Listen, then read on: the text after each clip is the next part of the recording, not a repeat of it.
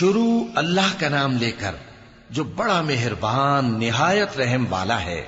جب آسمان پھٹ جائے گا اور جب تارے جھڑ پڑیں گے اور جب سمندر ابل پڑیں گے اور جب قبریں اکھیڑ دی جائیں گی، تب ہر شخص معلوم کر لے گا کہ اس نے آگے کیا بھیجا تھا اور پیچھے کیا چھوڑا۔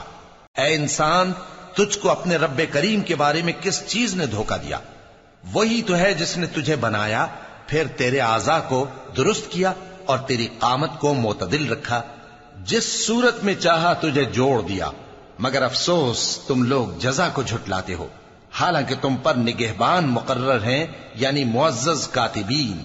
جو کچھ تم کرتے ہو وہ اسے جانتے ہیں۔ بے شک نیکوکار نعمتوں کی بہشت میں ہوں گے اور بدکردار دوزخ میں، یعنی جزا کے دن اس میں داخل ہوں گے اور اس سے چھپ نہیں سکیں گے۔